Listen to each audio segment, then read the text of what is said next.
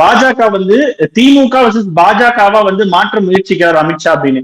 ஆனா முதலமைச்சர் ஸ்டாலின் அவர்களே அந்த மாதிரியான ஒரு நெரேட்டிவ் தான் செட் பண்றாரு. பாஜக வர்சஸ் திமுக அப்படின்னாதான் இன்னும் திமுகவுக்கு வந்து எளிதாக இருக்கும்னு சொல்லிட்டு. சோ அமித்ஷா மட்டும் இந்த நெரேட்டிவ் செட் பண்றாருன்னு நம்ம எடுத்துட்டு போக முடியுமா?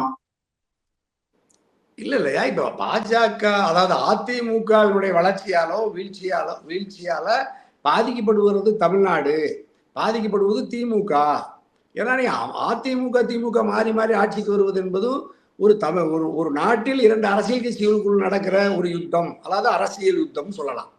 ஆனா நீங்க பாஜகவுக்கும் திமுகவுக்கும் நடக்கிற யுத்தம், அதில் திமுக வீழ்ந்து பாஜக வெல்லுமானால் ஒட்டுமொத்த தமிழ்நாட்டினுடைய வீழ்ச்சிக்குமான ஒரு ஒரு ஒரு ஒரு ஒரு ஒரு ஒரு அடையாளம் தான் அது. ஆகவே அது ஒட்டுமொத்த தமிழ்நாட்டினுடைய இத்தனை ஆண்டுகால அரசியல் போக்கையே அது திசை மாற்றி தமிழ்நாட்டின் வளர்ச்சியை பால்படுத்தும்.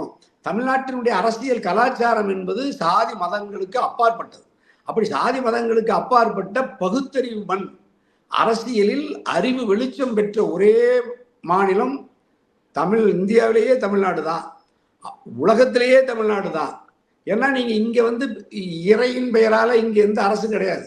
பெரும்பாலும் திராவிட அரசுகள் இறைவனின் பெயராலோ இறையின் பெயராலோ மூட கருத்துக்களை பரப்பியோ அரசு இங்கு செயல்படாத, அரசியல் சாசனப்படி இந்தியாவினுடைய அரசியல் சாசனப்படி செயல்படுகிற ஒரே மாநிலம் தமிழ்நாடு மட்டும்தான் இந்தியாவில். அப்படிப்பட்ட தமிழ்நாட்டில் இவர்கள் இறைவனின் பெயரால முருகனின் பெயரால மாநாடு நடத்துவது, முருகனை காட்டி திராவிட முன்னேற்ற கழகத்தை வீழ்த்துவது, அதுல தடுமாறி போய் அண்ணா திராவிட முன்னேற்ற கழகம் அமைதியாயிருப்பது என்பது பாஜக வெர்சஸ் திமுக என்பது திமுகவுக்கு மகிழ்ச்சியை தராது.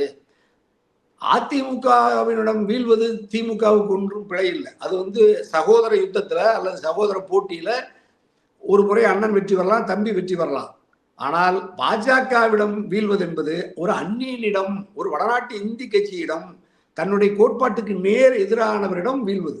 ஏன்னா நீங்க தந்தை பெரியாரும் பேரறிஞர் அண்ணாவும், முத்தமிழறிவர் கலைஞரோ, புரட்சி தலைவர் எம்ஜிஆரோ, புரட்சி தலைவர் அம்மாவோ திராவிட கருத்தியலில் இருந்து தமிழ்நாட்டை வழிநடத்தியவர்கள். அது 100 ஆண்டு வலிமையானது. அது வந்து RSS நாக்பூர் பிஜேபி இந்துத்துவ அமைப்பின் மூல அமைப்பு தோற்றுவிக்கப்பட்ட காலத்தில் தோற்றுவிக்கப்பட்ட இயக்கம் தான் நீதி கட்சி. அதுதான் சுயமரியாதை இயக்கம், அதுதான் திராவிடர் கழகம், அதுதான் திராவிட முன்னேற்ற கழகம், அதுதான் அண்ணா திராவிட முன்னேற்ற கழகம். அந்த நீட்சி அப்ப நீங்க வந்து இந்தியாவிலேயே இந்த நீதி கட்சியினுடைய பகுத்தறிவு இயக்கத்தினுடைய சுயமரியாதை இயக்கத்தினுடைய இந்த தாக்கம் தான் தமிழ்நாட்டை பாதுகாத்தது. அதுதான் இந்தியாவிற்கு வழிகாட்டியாக இருக்கிறது, இப்பொழுதும் இருக்கிறது.